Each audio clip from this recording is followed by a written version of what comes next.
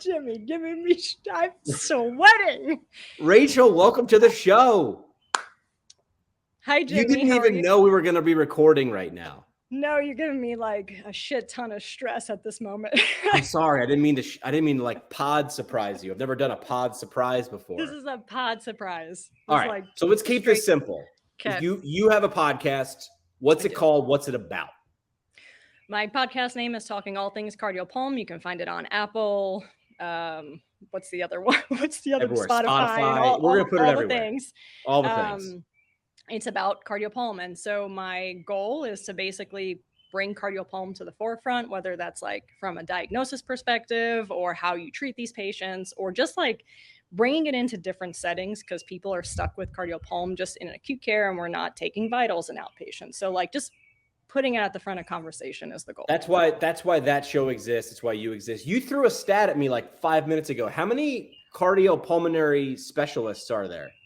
About like 470. Because it's new, right? That certification's pretty. No, this is the oldest certification. So it was created in like 1985. It's like the first APTA certification, and is still one of the smallest. And it's one of the smallest. So that's like Rachel's like, I am out here to take people who want to like treat these types of patients, and I want like better therapists. Absolutely. And like to use your skill, use your whole knowledge, use your license, use good assessment skills so that you can put good intervention to use and actually get the best outcomes for your patients. And, hearts and lungs, they're kind of important. Like everyone has them. Yeah.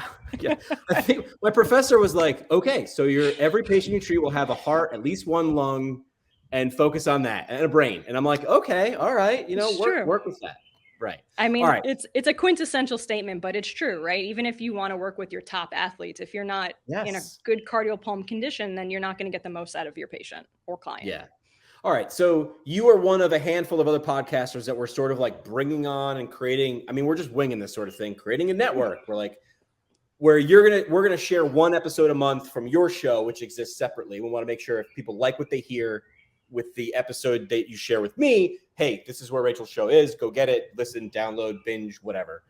Who are you talking to in the episode? Who is this person, and like, why should people be fired up about listening to this? So first episode is going to be with Tina Field. She's a PT from University of Michigan. She was actually one of my mentors when I was in Michigan for my residency. She was not my residency mentor, but one of my mentors. And she's just an awesome supervisor who has created great culture in PT in her department and in the hospital, and just really promotes working at the top of your license. And I really, truly appreciate it. This is why a podcast like yours needs to happen, is because like she's in Michigan, right? Yep. And how many people is she going to interact or talk with? Like hopefully a lot, but this just exposes a few of her ideas to more people. And 100%. Then you put that idea in someone's brain and they use it, and maybe they spread it, and that person, it's just a multiplier effect. So correct. So I'm excited for this. I'm excited to have you on the network, right? We should all get t-shirts. We should get t-shirts or something. We'll get that made, right?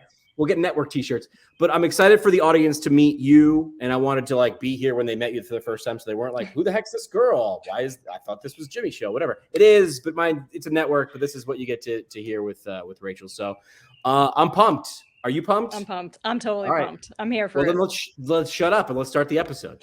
All right, sounds good. Let's get in. Hello, and welcome to Talking All Things Cardiopulm. I am your host, Dr. Rachel Barisi, and this is the first episode on the PT Pinecast Network, and I am so excited to be here. Thank you so much, Jimmy, for this invitation to be a part of your network and bring cardiopulm to the forefront of conversation. I'm bringing this first episode to you because it is a banger of an episode. I have Tina Field from the University of Michigan, or Michigan Medicine Health. We talk about that name change halfway through, but we dive in to all things cardiopulm, hitting everything from culture to competencies to residencies to LVADs and total artificial hearts, and really what it means to practice at the top of your license. Both myself and Tina feel very strongly about this, empowering your therapists, your students, your colleagues to practice at the top of their license and to spread our knowledge and our abilities across the country. So I won't waste any more time. I am so excited to introduce Tina Fields. I am super excited to be part of the PT Pinecast network. So let's do this thing and let's get after it. Today we have with us Tina Fields. Tina Fields, how are you today? I am fantastic. It's so great to be here. It's so great. Tina was one of my mentors in Michigan. She's from University of Michigan, which we now go by Michigan of Medicine. Do the name for me. I believe that we are now Michigan Medicine Health, but Okay. no system on the end of that. And you can add University of Michigan to the front if you would like. Okay. So, It's always going to be U of M to me, so it's going to yeah, be a little hard. It's been hard to change that name. yeah. All right. Before we dive in, this idea is that we have craft brews and cardiopulm, or cocktails and cardiopulm. So what are you drinking today, Tina Fields? I am drinking a mimosa, even though it is 5 p.m. at this time. I It don't think seemed to there's like the move, light and fruity, and I can't get in too much trouble on this show with you. I love that. There's never a bad time for a mimosa, though. No, All right. I would totally agree. Most important question of the night: what juice do you have in your mimosa? You know what? All I had was orange juice in the house, but I recently tried one at a baby shower with mango juice, and that I would highly recommend for anyone who has not had that before. Okay, I like that. You know, I never liked mango. Every time I try mango, I'm like, it's not ever what I want. And then recently, I had a fantastic mango, and I'm like, oh, I could do any variety with this thing. If I can make this flavor. Now it's on the list. It's back on the list. Perfect. All right, so last question: champagne or prosecco? Champagne. Okay. Champagne for sure. Yep. All right, Tina, tell us a little bit about you. Tell us about your time at U of M, and then we'll kind of go from there. Okay. So yeah, I started at Michigan in the summer of 2004, and I came just looking for a global experience in the acute care setting. I had 3 years experience before that. And I had forced my first job to kind of start a rotational system there because I wanted to see all the things. But Michigan was a much larger institution and with a lot more opportunities for mentoring, which is what I was looking for. Okay. I worked there. We had a single team of everybody. So I got to rotate everywhere. And then we got too big and split into 2 teams. And I had to choose. And I chose cardiopulm. And I've been on the cards team ever since. Can I ask a follow-up question? Yes, absolutely. How big was your first team? So there's 24 PTs when I started there total for the hospital. Still a pretty big unit. Yeah. Well, now I supervise 25. So, and I'm just one acute care supervisor. Jill has quite a few more than me. We're still the smaller team, but we have probably tripled in size since I've been there in the past 18 years. Wow. That's a long time to be at one place too. Yeah, it is. It is. I'm very blessed. If that doesn't come across clear in this whole conversation, I'm very blessed. I know you are. It's a wonderful place to work. It really is. Yeah. So tell me what has kept you there for 18 years, because that's a long time. It is a long time. Well, I'm very spoiled. That's basically why I think. You know, there are opportunities in Michigan to do all the things that I think as a PT, if you really want to do research, you can do research. If you really want to learn all the things, you can learn all the things. We have a residency program now. So, you know, if you have your specialization, you can be a mentor to other people in the field. And all of those things have always really spoken to me. Honestly, when I started Michigan, I had no idea I loved cardiopulm. So who knew? But I do. And it has allowed me to grow in so many ways. And it's given me all sort of opportunities. I also didn't know that I kind of wanted to be in charge of anything, but then I'm not sure what happened along the way. But next thing you know, you have a residency, and next thing you know, you have a team of like really highly qualified, competent, caring human beings that work for you. And why would you leave? That would be insane. I've literally never, ever been bored there. There's always something that you've never heard of before, or an opportunity to participate in something that you didn't ever foresee happening. So, I mean, I don't know. It's so much more than just a job. That's awesome. I think there's just so much growth available there. And I have some follow-up questions from some of those things that you said. So first of all, cardiopulm seems to sneak up on people, right? I think so too. Yes. Like, I oh my think, God, I really like this thing. yeah. Yeah. I am not sure why. When we had to split teams, I had to figure out, because I did love trauma burn and kind of putting all the pieces together in the way that trauma cases make you do.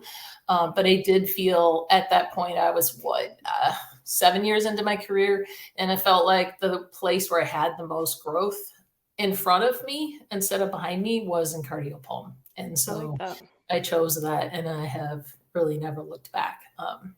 But I definitely have hired multiple people who, upon coming to the institution, would not say, "Oh, I love cardiopulm," who are with me or have their specialization now, who have fallen in love with it along the way. And I do think it's a growing patient population, and there's so much need for people who understand cardiopulm. 100%. And honestly, 13 years ago, you could not have paid me to guess where I'm at right now, and that these are my people. Right. Where I get the most joy, the most satisfaction with seeing recovery and improvement, and just the pathophys behind it. Like, I get excited about it. Yes. Right. And it's not for everybody, and it's fine. I tell people, you know what? If it's not for you, I will still love you anyways, and I won't hold anything against you. But there is a person for which this is the pathway, and it's finding those people to be on your team, and that's what makes us successful, I think. Okay, so that leads me right into the second question that I had building, which is leadership. So you talked about being a supervisory role, actually really enjoying being a leader. First of all, talk a little bit about that development, like taking over a team, running a group of 25 people, and the culture is just so good at U of M. Yeah. So like, tell me about you kind of growing into that position, and then we'll talk a little bit about culture and how you've achieved what you've achieved. Yeah. It's funny because, again, I would not have said I wanted to be in charge of anything. I don't know. That's, again, if you look back, I would not have said that. But coming to Michigan, falling in love with cardiopulm, I moved into what Michigan calls a clinical specialist role on the team. And all that means is that when people would move into cardiovascular and pulmonary services, I would train them. I think part of why I fell in love with it was my training. So our supervisor at the time had Eisenmenger syndrome. And when she taught me, I was just looking at my notes the other day from our orientation. I have a full yellow pad that you flip through of things that she just off the cuff told me that I had never thought about before. And just the level of things that she knew about those patients, I think that's when it really started, and I really started falling in love with it because I was still rotating through all the services at that time. But the ability to share that with others, watching other people fall in love with it, watching the impact that you can make if you find the right patient at the right time, help them understand their disease process, help them understand how to live their best life while they're going through what they're going through. I mean, there's just so many layers to it. So I did that training for 7 years. And along the way, I had, I think, 3 different times when my supervisor was off for one reason or another, that I was in charge for 3 or 4 months. And that was stressful. And that was hard because I mostly had no idea what I was doing. I was partnered. It would be me and the other clinical specialists doing it together, kind of breaking up the tasks, trying to figure out how to get through. But you get a little sense of your ability to impact the world. And I feel like as a clinician, I'm very biased, and I think everybody who's in a leadership role should be a clinician first. They should understand the workflow. They should understand what their people are going through. And then you can advocate for them. And then you can help to create the world that allows us to flourish and practice at the top of our license. And that, I think, has led me to eventually applying to be in charge. I felt like I had a lot of things that I wanted to change, and I felt like that was the way I was going to be able to do it. So I needed to apply. I needed to put myself out there. And is it always easy? No, it is not always easy. But am I, again, I'm blessed. The people I work with work hard. They're knowledgeable. There's 8 other cardiopulmonary specialists. You guys are packing with the CCSs at UM. We're trying to get to double digits. You're running deep. Days sometime soon. And then I told everyone at that point I'm retiring, but I don't know. I hope we get there before I have to retire. I think you got some time still, Tina. Yeah, I do. I have like a few years. But I just felt like I could impact the world in a way that I couldn't do from the clinician role if I stepped up, because what I want from a leader, I was like pretty clear on, and I felt like I could be that person for other people. I love that. Yeah. Okay. So I think you hit the nail on the head with that, right? Like you have to, I agree with you. I'm 100% in the same boat. I think to be a great leader, you have to be a great clinician and have gone through all the things. Right. I think it's a little harder to be a good leader steering the ship when you didn't have boots on the ground. Yeah. So this is a big institution. Yeah. And I can imagine making change and pushing for what you feel is top of scope of practice and creating culture can be challenging. So let's start with the department first, because I think it always starts at that level. How have you created such good culture in the PT department? Because I worked there. You can feel it. It's a team. It feels like a team. Yeah. I think, well, part of it is I hope that my team feels like I genuinely care about their well-being. I mean, if, we went through COVID together, we've been through some things together now, right? Yeah. But even before that, I felt like I wanted to create a space where I would have wanted to work as a clinician, right? So I think it's my job is like kind of keep them informed, allow them to participate in as many of the decisions as possible. When I can't change something, explain to them why, what happened, why was this decision made, and like also why can I not change the outcome, right? Or if I think that we can change the outcome, but we just need to like kind of play along for a little while to like put our ducks in a row, make sure that kind of we all feel like, hey, as a team, we're moving in this direction. And then also protect them from like dumb stuff that they don't need to worry about. Like if someone's raging about productivity, I don't care. And I know I shouldn't say that out loud, but it has never, ever reflected what we bring to the table. And so if people want to yell about it, okay, like, and I can take that all in and I can come back and say, hey, like, are there inefficiencies in the system that are impacting you from like being able to do your job? And that seems like my job. But I'm not going to come at you with like, hey, your productivity when you were in this very complex ICU with very medically unstable patients wasn't super high. I don't care about that. Like, is there a standard for the whole team as a whole? Is there an average that we all basically hit? Yes. If you're like 4 standard deviations away from that, will I talk to you? Potentially. Right. But I'm always going to come at it from a quality of care perspective and from inefficiencies in the system perspective and from a supporting them perspective. And I think as long as everybody feels like they're part of the family, I don't know. I mean, if someone comes along that doesn't fit into the mold really, or like isn't really invested in stuff, I don't always feel like it's my job to like point that out to them. I feel like they get a sense of that from everybody else that they're working with. Like, hey, this isn't really working out because they're not fitting into what is our culture, which is that come hell or high water, if somebody needs help, we're going to go help you, right? We're a team and we're in this together. And if you're not that person, then you're not going to feel like you have your place there. And then that just is what it is. I don't know if that makes sense, but it totally does. And I think that's contagious, right? Like being a part of a team and having a team that has your back or helps you out or helps pick up the slack or whatever. Like that's contagious because the opposite is also contagious. Yes. And it doesn't take much to go the other direction. So we have a very good idea that I cannot take credit for, but a staff person came up with probably, she's been long gone, 6-7 years probably, but we have a cards team appreciation board in the main office. And like, if someone does something dumb for you, like, hey, I forgot my water bottle on the floor and I don't want to walk 1,000 miles 2 towers over and bring it back. And someone grabs it for you, even without you even asking and says, hey, I brought this for you.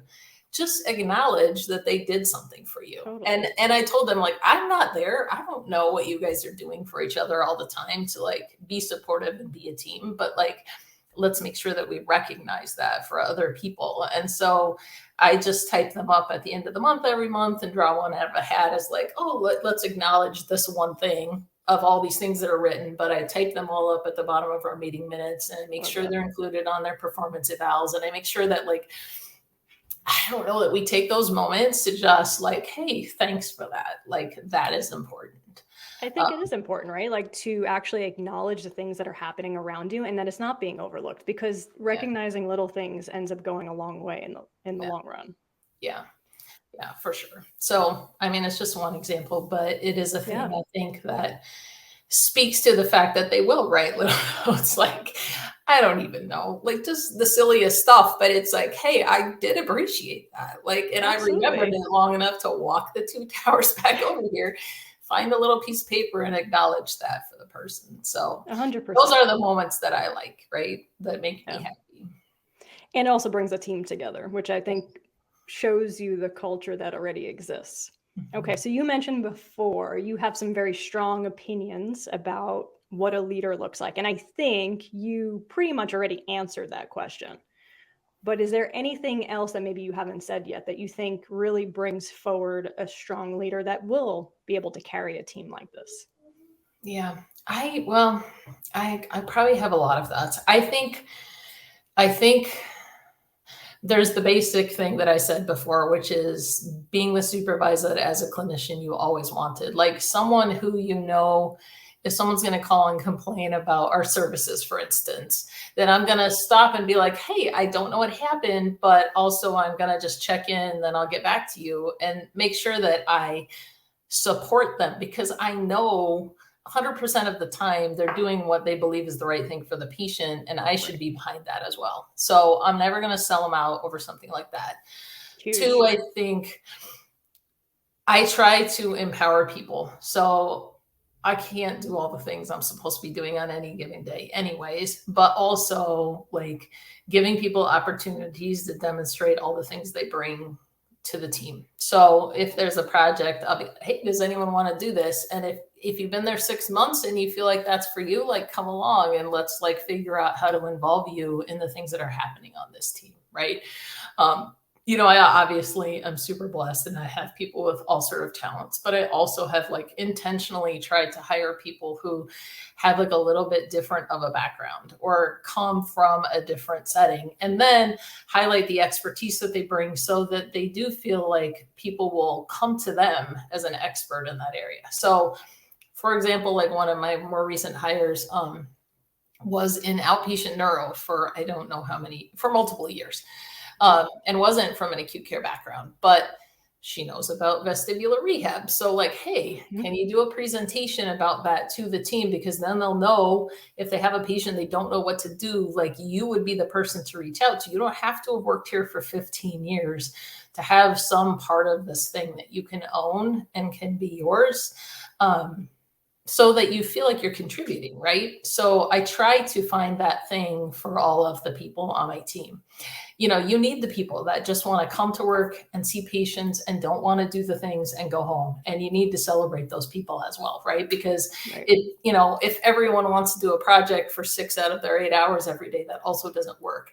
Right. But I do try to look at the schedule and find some time for people.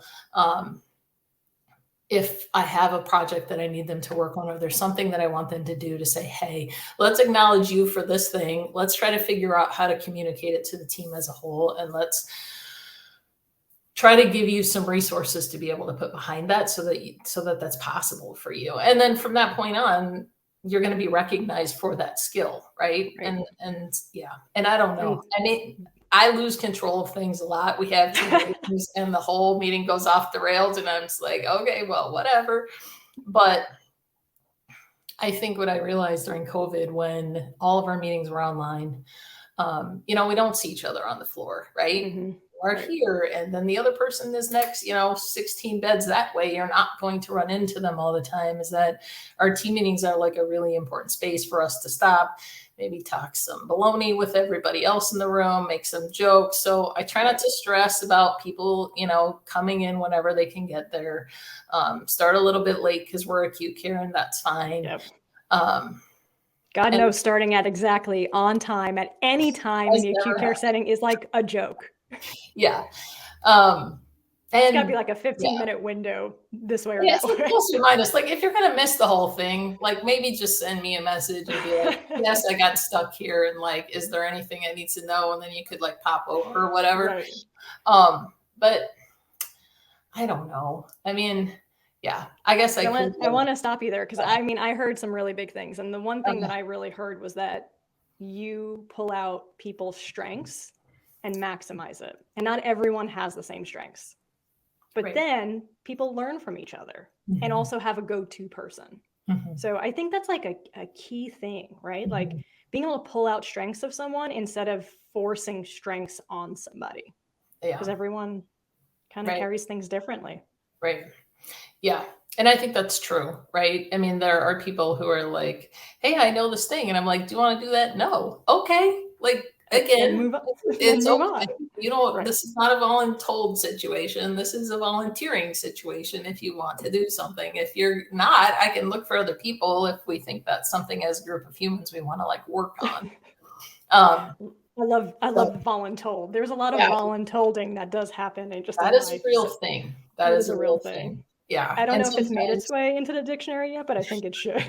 It should. It should. If not, the dictionary people have not been in a healthcare system. That's but yeah. We do a lot of education stuff just because I feel like it makes us all stronger. Yeah, I don't know. I was just looking, I think like in the month of April, it's like RT is coming to do an in-service, and my team's been trying to get better about like spinal cord injury stuff. So we've had like kind of ongoing little chunks of stuff about spinal cord injury. So we have that. We have an outcome measure we want to talk about. We have a student, so there's an in-service, and there's like 4 weeks in April. So that means every single meeting we're going to have something that someone's going to present that's going to be like, hey, maybe this is something we should think about. I don't know. So I try to mix it up so it's not all me just being like, okay, people, here's what I need you to do, like all meeting long.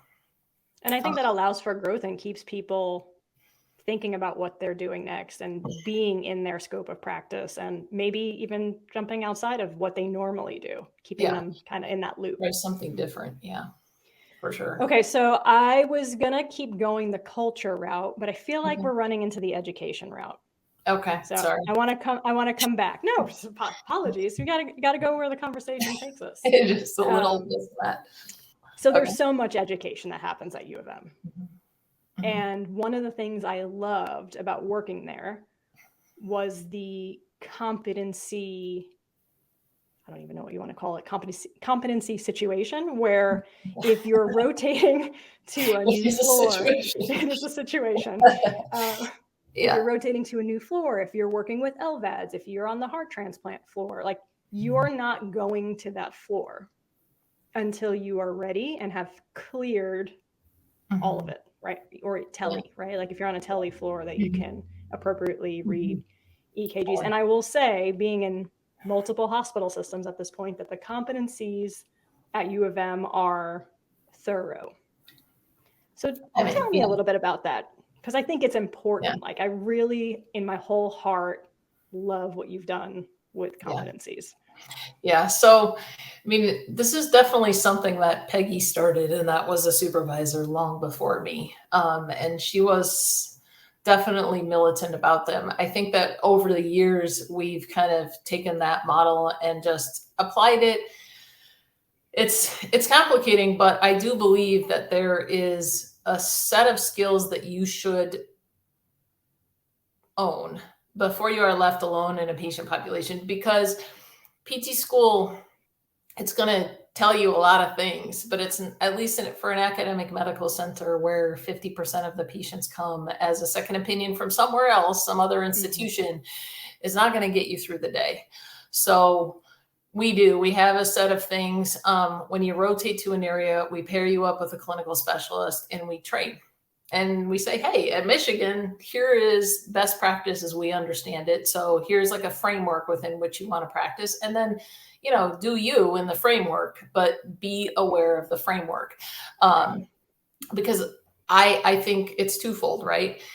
We don't want to hurt patients, but I also don't want to put my therapists into a situation where they don't have the knowledge to understand what they're reading or apply the knowledge that they should be gaining from what they're reading to their plans that they have for the patient session. I mean, patients are unprecedentedly ill at this moment in time. I want us to be able to be comfortable. I want us to be self-directed. I want us to be in charge of the situation we're in. And I definitely always tell them, you should know the moment at which you need to leave. Like, maybe that's the most important part of the whole thing is know when you should be there, know how aggressive to be while you're there, but also know the set of circumstances where the risk of what you're doing outweighs the benefit of what you're doing. And without all the knowledge in the middle, I don't know how you make those decisions about the benefits of PT in this moment in time versus the risks of PT at this moment in time. And if you don't know the difference between those two things, you shouldn't be there.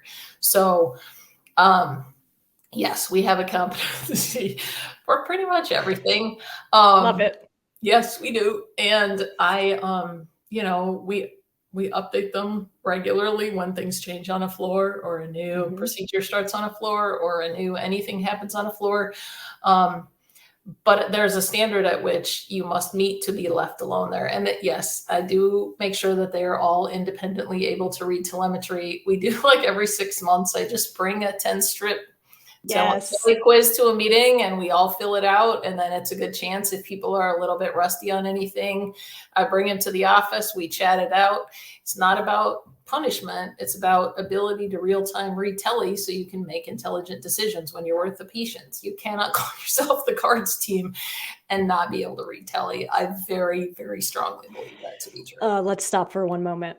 Do you feel telemetry and being able to read telemetry as a physical therapist in an acute care setting is important, Tina Fields? Yes. And hell yes. Yes. I mean, previously, like we got new monitors. It's not as bad as it used to be, but previously the part you could see live was potentially like 1.5 inches. Yeah. If you don't know how to read tele, you were going to have zero idea what's happening in that 1.5 inches on the wall until the monitor goes in the hall and potentially some pager goes off somewhere else. And then someone decides to walk over and hey, what are you doing in there? Unacceptable situation. No. And you should be able to pull back before we get to that point because usually it's coming. Yeah. There's some sort of warning. Yes. Yeah, usually, for sure. Absolutely. So yeah, we teach them that.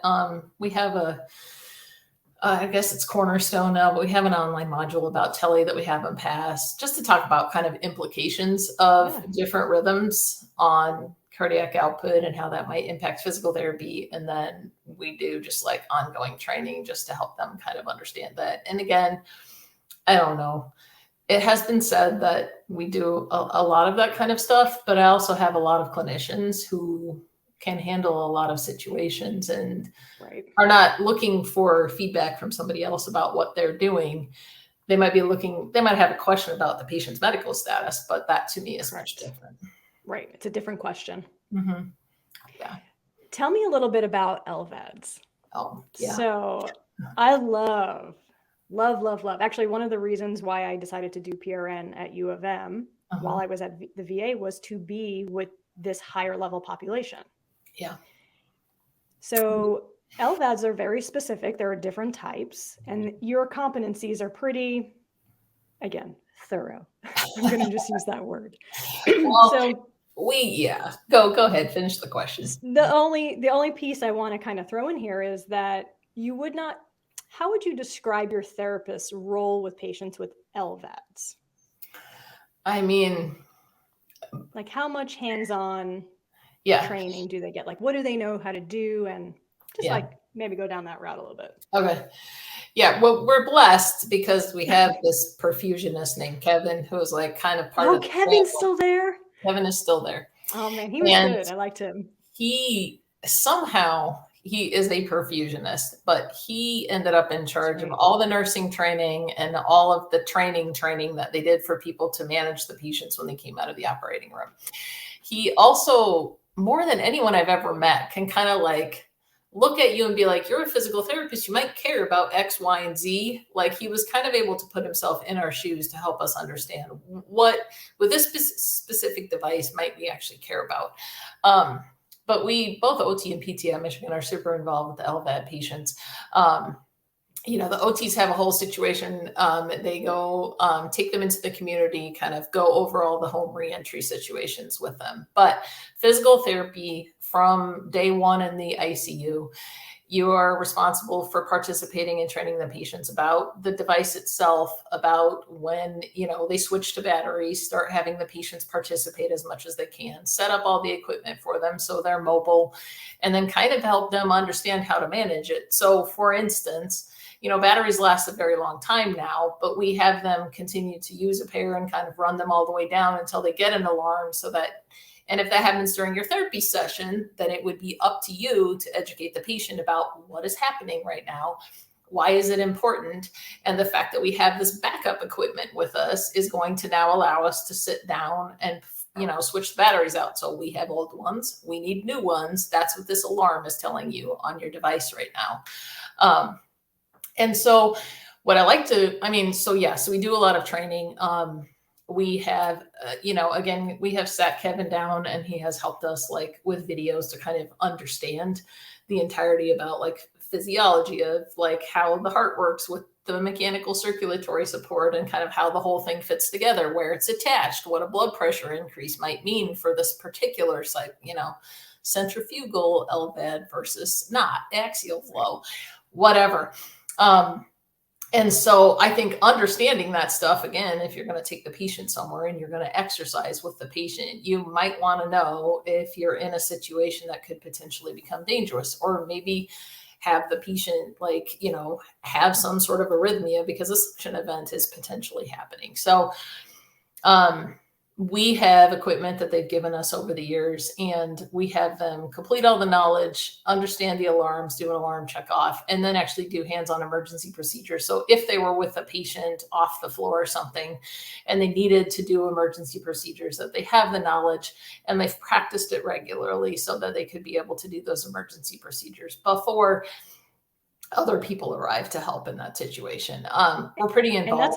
And that's a stressful situation, right? So you put your therapist in that stress to learn how to do it, because just the alarm itself, the siren going off, could be nerve-wracking, right? Yeah. So if that happened the first time you're with a patient, it sort of takes some of that fear and anxiety out, because now you could put your skills to idea, use. Right?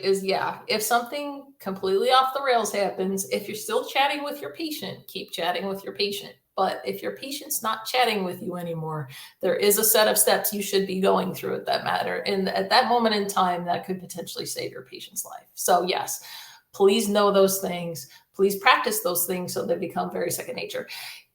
Joint Commission says you got to do that stuff once a year. My team voted every 6 months. That was not a me thing. That was a them thing.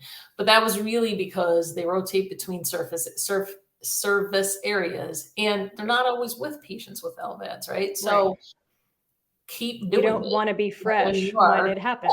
Right. You don't want to be like, wow, I wonder what Tina said 11 months ago. Oh, what was that thing? What does this sound mean? What do I do next? Was not where you should What was I supposed to have with me when we made it 1,000 feet from our room? So Tina Fields, what should you have with you at all times while you're ambulating a patient in the hallway, away from your room, or just outside of your room? Yeah. We have them take an entire backup set. So you need a controller and clips and batteries with you. And no matter I don't care if you check the batteries and they're fully charged and they're primary one, I'm saying to you, you need to get a bag to put the controller, the clips, and the batteries in the bag, and the bag needs to be with you wherever you went, because you don't have a long time before it's going to clot and it's going to shut off. And then turning it back on is going to be more of a problem and less of a help, right? So that was my follow-up question for you. Slow down. Yeah. So I'm going to slow down because not everyone knows this, Tina. So I want to just make it a point. Okay. So you're going to bring backup controller, backup batteries with a patient that has an LVAD who is currently on batteries, mobile, and you're going to have that equipment with you in the event that something happens. Yes. And the reason is? The reason is because if something catastrophic happens to the patient, the LVAD shuts off and they're truly dependent on it, you have about 5 minutes to fix that situation. That's probably generous before it's going to clot. And then if you manage to turn it back on, throw a massive clot into their circulatory system. And so time at that moment is of the essence. Like, you need to fix the problem when you identify the problem, not when a whole bunch of people run around like chicken with no heads and find you with the patient with the problem. You have to go run back to the room. Right. Or sprint. Sprint back to the room, sprint back to you. Make sure you have the right room number in your brain in that moment. It's too much stress. Yeah. And a likely worse catastrophic event will happen after. Yeah. And also we expect the patients to do long-term, so they need to get in the habit of it. So I just always you need to remember, because you need to teach the patient so that they have the stuff if something ever happens to them. It should become habit at that point, right. Part of their routine. Totally. You're leaving your room, you're leaving your house. What do you have with you right now? Yeah. And you should be asking that question as a therapist, as part of your education. Yeah. You can blame it on the patient that they forgot after you trained them. But first, at the end of the day, you better remember that it's your responsibility at the end. You can wait until that toe hits the doorway, and then you better be reminding at that point. And then you better be like, are we forgetting anything? And then you better assess. Yep. Okay. I have one more question in regards to LVADs, because I feel like this has been controversial. Your patient codes.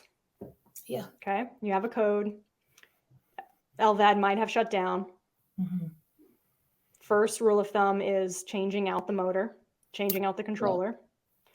Yeah. Can you or should you do chest compressions on this patient? So we did not for a number of years, but we have since then made a policy where, yes, they would do chest compressions as a last resort. Okay.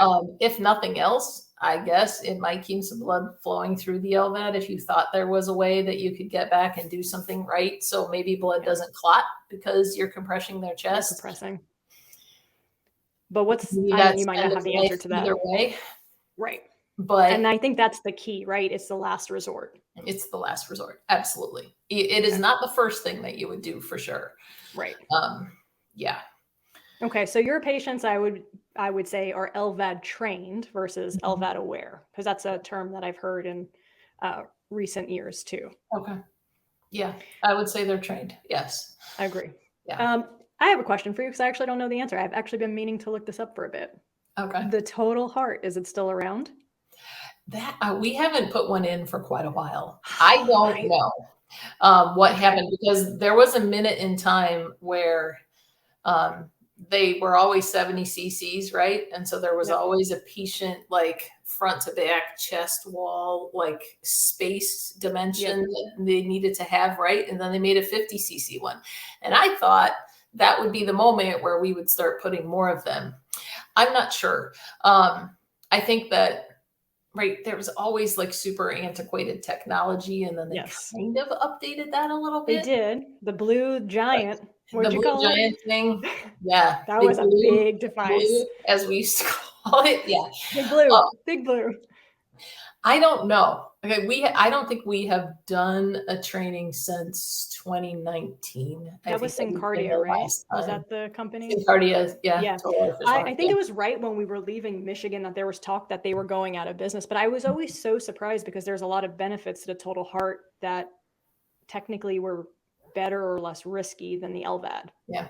Stroke being one of them. It's easier to being one of them. Right. It's easier to control because you don't have to give all the cardiac meds because you took out their ventricles. So that is easier to control. But I do think they had a lot of trouble like diuresing them and keeping their fluid status such that the ventricles, whatever you want to call it, the total artificial heart, was filling partially, but not completely. And you would be able to have some flexibility if they got up and moved. But also, there's a bed problem too, right? In most thoracic ICUs. And I don't know if we sent more than one person home. I remember. I was going to say, I have one in my mind. Right. That went with the Freedom Driver. I saw him in Chipotle one day. I was like, I hear it. There is a total heart in Chipotle. It's somewhere here. Yeah. I feel it in my body. Right. Yeah. But Yeah, they were there for a long time, weren't they? that was the problem, is that a lot of people could not be weaned to the parameters that had to be set to use the freedom driver to send the patients home. And so because of that, then you have a patient sitting in a bed, and then there's, 20 other patients that don't have surgery because of that. And I don't know if that's part of it or if it was literally just the company, but some combination of those things. I just think there wasn't enough. And I don't know if it was, you feel like computers are smart enough now to like figure out all the things. So more of that could have been adjustable, but it's a fixed plastic ventricle, and it does not work the same way as a fluid heart does, even if the fluid heart is old and doesn't work very well. So there's a lot of complicating factors in that, but I don't know. I truly don't know. I just know I was that curious. we haven't put one in, so we haven't done training in 4-5 years now. Okay. That was actually something on my list to look at. I'm like, I wonder if this is still going on, because it's not here. It's not here in the Midwest, or more in the middle than where Michigan is. Because I know we like to call Michigan the Midwest. I think that's a little. It's a little east, but whatever. We can call it the Midwest. It's fine. Close enough. From a New Yorker, I'm like, yeah, sure, that works. Right. Yeah. All right. So that kind of leads me into more about culture in the hospital, right? Okay. So you have PTs doing battery changes, learning how to do controller changes on LVADs. You had PTs taking your LVAD patients out into the community. First of all, I just want to say how amazing that is and how that just makes sense, right? Such a high-level device that you have to deal with and live with. Let's put them in that environment. So I think that's just phenomenal. But from a university perspective, the one thing I loved about U of M was the culture of PT outside of the PT department. Okay. It was strong, right? Like people look to PTs to make decisions. They expect you to be a part of the plan and decision making. That's a huge thing. Yeah. So do you have any insight into how or why that is the way it is? I mean, I would say that comes from Peggy, right? Because Peggy was a force to be reckoned with since the beginning of time. She was also very well educated and very deliberate about the choices that she made. So she was all about the data. She would always be tracking the number of consults we had. She would always be looking for, where's the sweet spot, right? How many consults should you have on your list to be most efficient? You don't want the exact same number of people you're trying to see, because some of them are going to be not available, right? But also like 40 is way too many. So like, how do you hit the sweet spot? And I think she would continually chip away at that message. So from the beginning, I think that's how we continued to grow, is because we did not accept the consult service role, right? I just feel like we're like a Ferrari, or pick a fancy car. And you can turn your Ferrari into an 85 or 72 when we're Pintos around, but you can turn it into a Pinto. And all you have to do that is tell us we have to see 14 patients a day, because then I'm going to use, 1% of the things I know on a daily basis. And the other 99% of things that I bring to the table, which I would argue are maybe the things which are most important to our patients, are no longer going to be part of the conversation, because I have to get the hell out of your room and go to this other room down the hallway and throw another patient in the chair and make a recommendation without like having actually ever assessed anything. And I definitely haven't treated anything. And I also haven't probably educated about anything. And I don't know, do you even know your patient at all? Like, have you assessed anything about where that patient is in life? Like maybe you could say something that might be meaningful to them, but you're not going to know because you have to get out. So I don't know. And that was a rant, and I'm real sorry. I'm so excited. We just hit Tina's hot button right there. So let's keep going. Really, really pisses me off because it's so stupid. But does the university, I don't know. I'd be very interested if you ask globally how many people like truly understand why we're there. I do think that they understand, the things like, so, we did the study that says patients coming back basically almost 3 times as frequently if you don't follow our discharge recommendations when we make them, right? And that, I think, kind of gets people thinking, because there's a length of stay problem, right? There's a readmission to the hospital problem. And if you don't set the patient up for success, which we're very good at when given enough time, then the patient's going to be there with you again. And it's not going to be fun for them or you, right? Because now your ED is going to be full of other patients.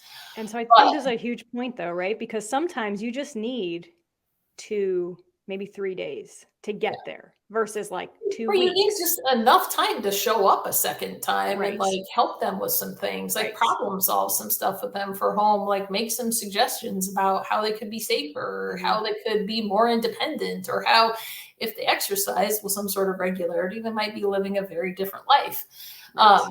There's so many things that we bring to the table. So I do think that there is an awareness of those things. I think we still have many light years to go for them to like really well understand what it is that we do, because we do, I'm presently sitting on like a mobility initiative for the hospital. I saw that in your email. To the people, right? You get to like the people who are excited about stuff, but like there's still people who say do less with more. Well, I don't know. If you look at PT research, more PT leads to a lot, shorter length of stay. Then you have a bed, then you make more money. So, but you have to let the PT happen. Right. You have to actually invest a little bit of money to see that happen. But I've been really thinking recently about how many things could you say to hospital leadership at your hospital that said, hey, if you did more of this, your length of stay would be half a day shorter or a day shorter. Think about the amount of money you would then save that you would then make because a different patient would be in that bed, and compare that to how much you're paying us, right? 100% of the time, that's a win for you. 100% of the time.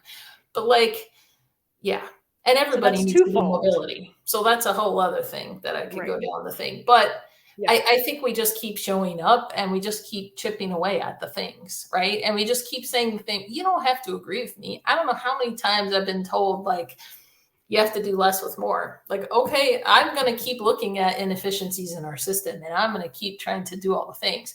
But I'm going to need you to look at the fact that more PT equals faster patient turnover, equals less readmissions to the hospital, equals all of those things.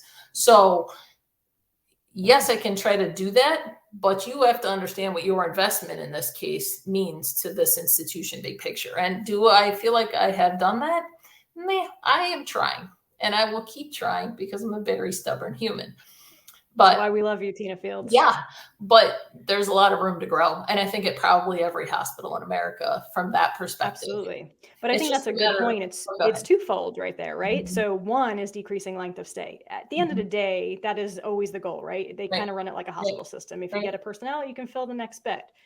But you want to do that in an appropriate amount of time where the patient's actually ready to leave and has had PT and DC Rex and all of the things, and exercise and balance assessments, and actually maybe worked on some balance, and simulate the home environment. But the big piece that people maybe not realize, and has always been my question as to, are we talking to leadership about this, is the readmission. Because if you have readmission, you actually lose more money than say one more day in the hospital. Because if they're coming back for the same thing, then you have a problem, because you might as well have just kept him there. Exactly. And I think it is being able to speak to those things. Like, there's a lot of evidence out there about those things, and who cares if they want to hear about it or not? I mean, imagine if there was like some other thing that you could give to a patient that would cut their length of stay in half. Would anybody be arguing with you? Absolutely not. But by half a day, I'm sorry. Would anybody be arguing with you about it ever? They would not. They would just be insane. But like, this is a thing because they see us as a cost.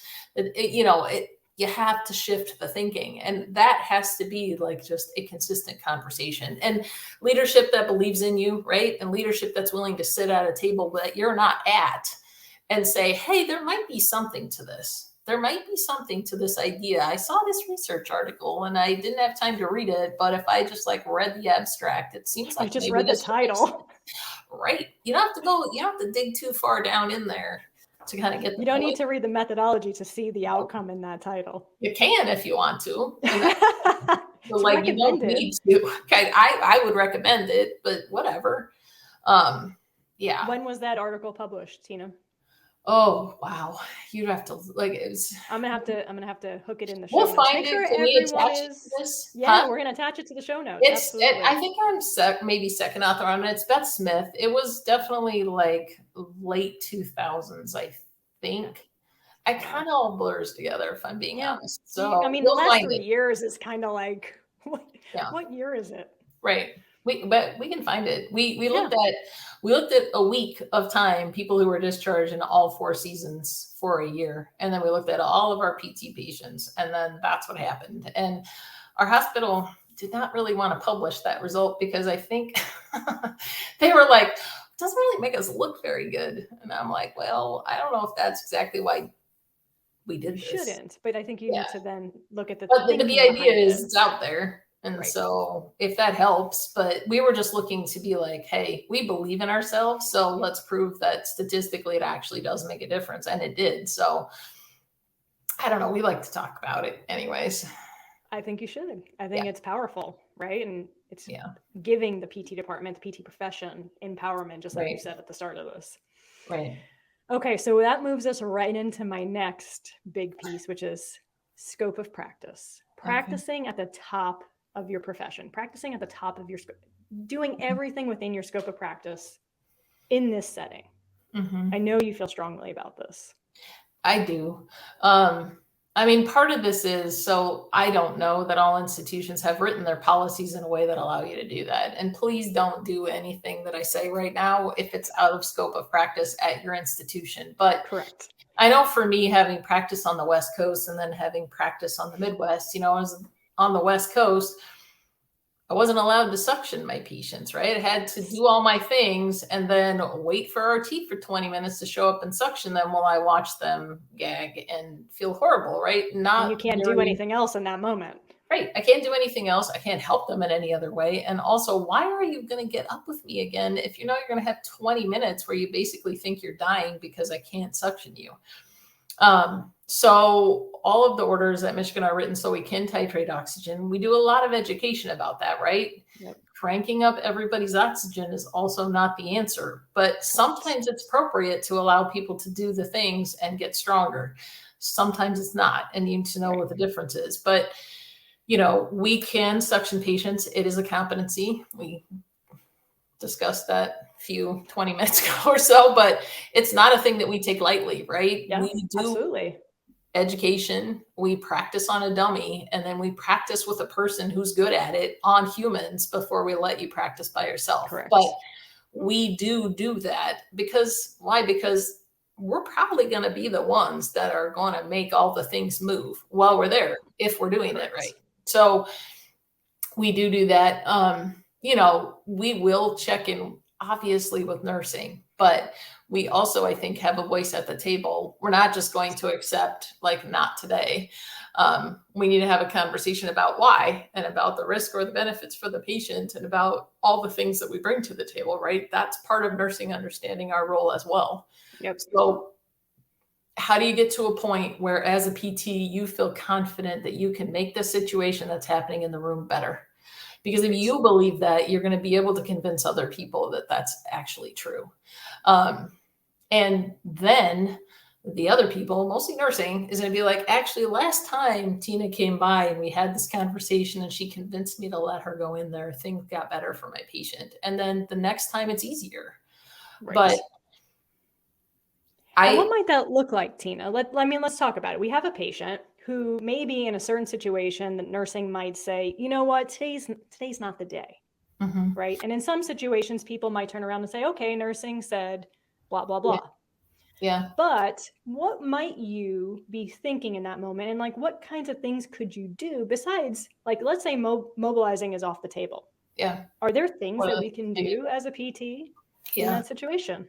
I mean, I think I've talked a lot about that with Rachel Craig, obviously. So Rachel's been working at the university she always jokes that she came at the house, but she's been there over 20 years. She's super invested specifically in pulmonary things. And I think sometimes We've had a lot of conversations along the way about, hey, the patient's already breathing 30 times a minute. So obviously everything I'm going to do is make that worse. Well, not necessarily, right? Can you go and say to the patient, hey, we're not going to get up, right? We're not going to do anything crazy, but let's see if I can put you in a position where mechanically you have a breathing advantage and I can make this less stressful for you, right? So would you trust me? Maybe that takes 10 minutes of chatting with the patient. You're very chill. They're trying to recover. You're just saying, I have a belief in my abilities as a PT to help you with this. So then if you can convince them and you can try to position them better so their diaphragm has an advantage, so their abdominal content is not sitting on their diaphragm, whatever it needs to be, can you put them in a position where it's easier for them? And then, you know what you have? You have a patient for life. Like, that patient's not going to say no to you when you show up next time. You're going to say, hey, how are you? Like, did it help? Did I do something for you that changed that? It doesn't mean you can fix everything, right? But it means that you went and you tried. And I think more often than we give ourselves credit for, we could make a difference. Totally. And even just teaching strategies on how to help with that shortness of breath or whatever the issue is. If they are really junky in the lungs, like, there are things you can do while that patient is in bed outside of anything else. I don't need to go. I mean, we're not doing jumping jacks, people. I just want to go in and have a conversation with your patient and see, like, hey, what's going on? Right. And make that relationship, right? You just said you have a patient for life. You've made a relationship with that person. That person now trusts you in a very inopportune time in their life, in a very scary place in their life. And you can literally make a difference. Yeah, because you're inside the circle now, right? Next time you come, they're going to be like, I don't know, but she gets me, so it's going to be okay. And I'm going to do whatever she thinks is going to be a good idea for me, because now I trust her. Right. And now we are on a team together, right? And I'm here to help you have a better you. So, do you believe that? After that, I think they usually do. And then everything else is easier. But absolutely, you have to, like, as a PT, you have to believe in your skill set in that moment. And also be okay to take the time to build the trust, right? Because I just met you, Tina. I don't know who you are. I don't know what your intentions are with me. Do you see the shape that I'm in? Right. And you say PT, and they might have met us before, which is sometimes good and sometimes not so good, because they conjure up something crazy and you're just like, oh, Lord, okay, let's start over again. Or other people may have warned them about us, right? I've heard that term, oh, they warned me PT's coming, or we use words like pain and torture. And I literally, it makes me cringe. Stand for pain and torture? No. No, I'm here to help you. Of anyone here, I likely can make this better. Right. And I think that's important, right? Because words matter. How we say things matter. How we show up for ourselves matter. Like, the things that we say to other interdisciplinary team, what we say to our patients, how we carry ourselves, and actually have those conversations so that you make that relationship. Okay, you said something before. You said, I want to come back for it because it's a hot topic. I said, oh, Lord, what did I say? Hot topic. Just put the person in the chair. Oh, yeah. There is such a terrible stereotype. I feel very strongly about this. Yeah. Just putting a patient in a chair, just walking the patient, take the patient for a walk. Take the patient for a walk is one of those terms that gives me a little twitch. Yeah. No, for sure. Tell me how we can change the script. Yeah. And I think we've already done some of that. So I just want to really hammer home that point, because it is a stereotype that exists. I hear it often. So how do we change that? Well, and let me say, if you're in an institution where you have to see 12 patients a day and otherwise you're going to be unemployed, not be able to feed your family, please do exactly what you need to do to get through it. And I support you, and I understand that not everybody on this planet has the luxury of practicing differently. So I like to acknowledge at this moment in time that I do understand that there are places where people have been hired, and it is what it is. And and that is a real thing. So, and sometimes that's all your patient can do. And then that is also, Right. There are so many things. I don't know. But so as part of this mobility thing that I'm working on right now, I have been talking a lot with nursing about kind of how I see therapy role and nursing role and maybe the whole health team role fitting together, right? So Absolutely. there's the patient gets better and their function gets better, and we should just be utilizing their function and everything's going to work itself out. And then you really don't need to consult me. I'm not going to do anything else, right? Where you need to consult me is when a patient gets stuck, right? And they're not making progress back to whatever. I see everyone else's role as utilizing the function that the patient has at this moment in time. Yes. So if as a group of humans, if the patient was able to get to the chair and get to the bathroom in the room, and every time they needed to get up, we would be present. Maybe they need a little bit of help in a walker, but we would make sure that that happened. And we didn't throw one of those godforsaken freaking catheters in there and throw them in the bed and leave them there and be like, just pee yourself. It's fine. It is definitely not fine. It's also not helping the patient in any way, shape, or form. So as a group of humans, everybody needs to be utilizing the mobility the patient has. My job is to make that better. I am helping you find a pathway back to where you're supposed to be at.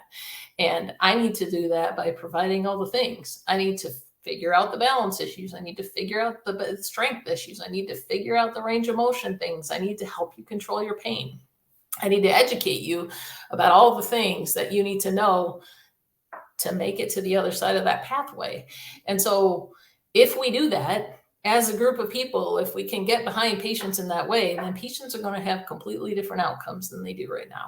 Absolutely. But we have it there. I mean, there's a number of studies out that say even a healthy patient who's independent with walking in a 24-hour day, I think I might be, don't hold me to the step, but I think it's like 22 hours of the day, they're in the bed, even if they're independent. I'm pretty sure it's higher than that. I think it's actually closer to 23 plus hours of the day they're in that And there bed. you go. So even a healthy, let's not say healthy, because if they're in the hospital, they're there for a reason. But let's say independent person comes in independent, they should leave. Yeah. They should leave independent. Yeah. And I think that's the thing. And somebody should have like discussed with them the importance of that happening, because if you don't, they're going to be like, well, I'm sick, so I'll just be in this bed until someone tells me 6 days later that I should get up. And then I'm going to struggle, and I'm going to struggle for a while in a way that I didn't need to, because I could have just did the thing and I could have kept my strength this whole time. But instead I stayed in the bed and it didn't do the thing. And now I have all sort of issues, and I'm not going to be able to do all the stuff at home. And I'm going to think that's because I was sick.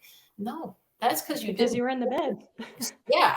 And I don't think we're doing nearly a good enough job about informing the whole, like, movement is medicine. That's the real thing. It is part of your care that you move. It's also, maybe more importantly, how we know that we fix the things for you. Because if you just stay into the bed and then we stand you up and it doesn't go so well, or even if you can move, we don't know if we adjusted your meds properly, if we have you sorted out from the thing. Because you look great laying down. Yeah, you look like $1 million sitting in that chair. Good. You look medically appropriate at this point. Right. But you probably have to do a bit more things at home. I don't see who's going to show up at your house 24 hours a day and be like, oh yeah, I did all your things for you. Just be in the chair. It's just not how it works. No. And we have to figure that out, because we're not being fair to our patients, and we're not, I mean, are you trying to survive? Or, is that the goal? And just however you happen to, whatever you've lost, you survived. So we're going to call that a win, because I don't think that's a win. No, not long term. Because it's going to lead to other issues and readmission and other health conditions long term, including depression and myopathy that we know happens post hospital stay. But I think that was an important note, right? Sometimes all a patient can do in a level, maybe where they're in the ICU, is get to the chair. And that is a big deal. Yeah. And it's important for sure, right? Because if not, you're going to get all your blood pressure changes and you're going to have all your issues when you decide to do it. And so if it's all they can do, fine. And again, if it's all you're allowed to do, then I support you. But if you have the opportunity, I think there's, again, you can be the Pinto or you can be the Ferrari. You have choices in life, right? And but not every institution is going to support you to be all that you can be. And I think that's a real thing right now. And everybody's pushing for all these things, is not giving us the time to do our job. I'm going to need you to say that one again. You can be the Pinto, or you can be the Ferrari. I'm just telling you, but not every institution is going to let you do that. Yeah. Correct. And if you have the option to go look for one that will, I would support you go do that. I think you're gonna have a lot more life satisfaction. But absolutely, the people in the hospital that don't let you do that are probably depending on you to come and help them into the chair. And, you know, if that's where you're at, I hope someone's there fighting for you to change that, because that's beautiful. Really sucks. It does. It totally does. And I think it's important to realize that you need to maximize what that patient can do in that moment in time. Mm-hmm. And if that means they can do high level activity and maintain all of their independence, then you do higher level activity. Yeah. And if it's as little as positioning someone in the bed, then you position that person in the bed to make a difference. But that range should exist. Right. And you have all those skills. And if you don't have them, come find a place where they're going to teach them to you and help you figure them out. Because that's a perfect segue, Tina Fields. So Tina, you guys recently have a residency program that's accredited. How many years are you accredited now? So we're coming up on reaccreditation. So we're 5 years in already. Coming in May. Yeah, I know. It's because of COVID. It ate up a lot of years in there. So we did not have a resident during the institution shut it down during COVID, which is probably very reasonable. I think that maybe surviving for a while in there was all that any of us really had, right? So it's hard to bring all the things you need to bring to be there for your resident if you're in survival 100%. mode. Right. But we're back, and we're very blessed this year to have a resident again. Yes. And they're coming for reaccreditation in May.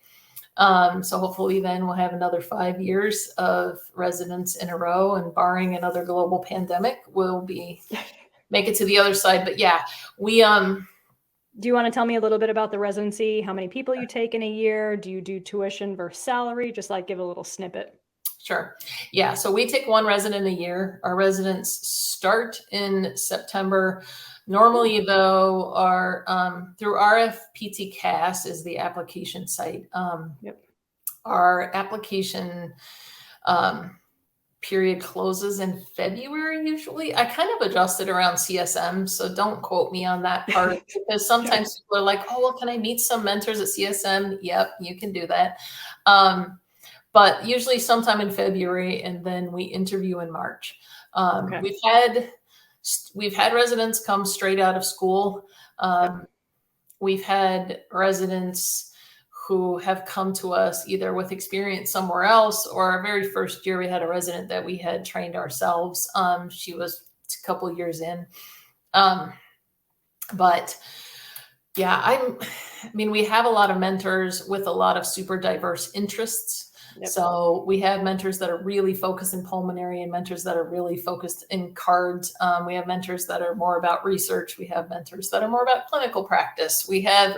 And so, but we have been successful with the new grads. We've been successful with the people who have experience. I think you just get something different out of it. If you come with a couple years experience, you're going to have different questions, because it just is what it is.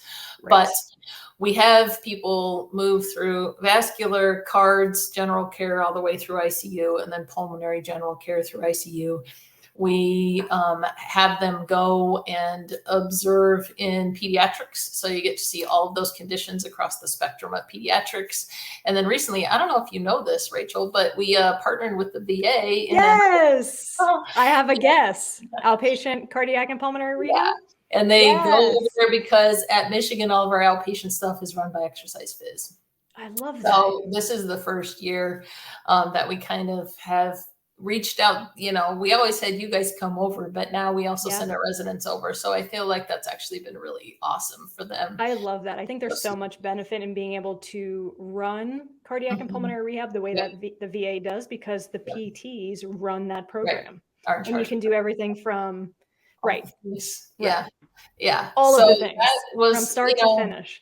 we're in a process improvement at all times, trying to look for more opportunities for our residents. But yeah, that was this year is the first year that we've done that, but that was super successful so far. So something that I'm hoping we'll continue doing. So, yeah. So applications due February-ish. Mm-hmm. Interview is in March. Mm-hmm. And they start in September. Yeah, to give people. And then they go through a year. Until when? A full year. So September to September.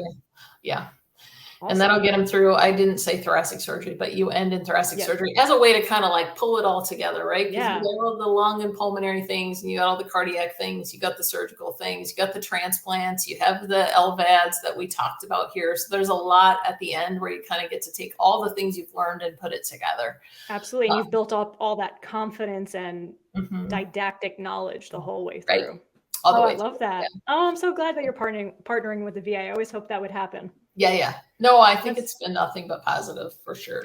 Yeah. One last question about the residency. Do you do salary? Do you do tuition? Oh, so we do. So if you are a resident in Michigan, we schedule you 5 8-hour days a week. 4 of them are patient care, and 1 of them is what I call a residency day. So on that day, you pick a couple patient for your direct mentoring, and your mentor is with you for those patients. But the rest of the day is yours to like finish up all your residency things for the week. Any studying, work on your case study, research, whatever you need to do. So we pay basically, I can't remember, 75 or 80%, some percentage. I was going to say 75 seems to be average. I was curious. You do salary though versus tuition? We do, yeah. So we do salary. So we pay people. I do not know the number off the top of my head, but 75 to 80% of new grad salary to be there for a year. I think that's the exact number VA does too. Yeah. So okay, well that's great. And so you're full for 2023. Yeah. So we have a resident, yes, for this upcoming year. And she actually has been working with us contingent for like 9 months. So it's going to be great because she's going to go into it knowing a lot of things. If you start at the very beginning, you get here. If you start here, you get here. It kind of just depends. We'll meet you wherever you're at in the process. But I love that. I'm really excited. She graduated from Duke, and she's super excited about doing the residency program with us. So I'm looking forward to it. And again, we have a resident now. She moved to Michigan from California to be with us, and she has been absolutely fantastic. She had some experience coming in. So we've been very blessed. Yeah, absolutely. That's awesome. But I would encourage anybody to apply if you really feel like you don't have to be a new grad to do it. You're going to learn a ton of things. You just have to be open to the idea that there will be a year of your life that you will spend a lot of time learning things, but it can, I think, dramatically change the way that you go about patient care, the therapist that you are, the knowledge base that you have. And I can't say enough positive things about the mentors that we have in Michigan. We have a great team of people that are super invested in our program. So absolutely. And are great teachers. Yes. Absolutely. So definitely. Yeah. Very blessed. Well, Tina, I think we went from A to Z right there. Do you have anything that you want to add that we haven't talked about?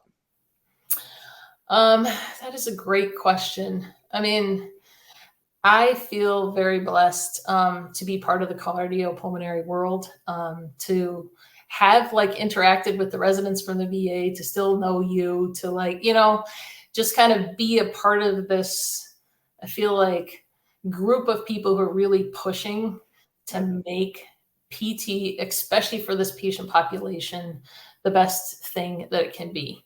So thank you very much for this opportunity. It's been fantastic to talk to you. I don't get to see you all the time anymore. I know. We're going to have to make a Michigan trip. I know. It would be absolutely awesome to see you. But yes, thank you so much for this opportunity to kind of talk about all the things. Absolutely. It's been a pleasure having you, sharing your knowledge. And I agree 100%. We need more people pushing our profession forward, pushing PTs forward, pushing the acute care forward, and just cardiopulmonary in general. Yeah. No, for sure. All right.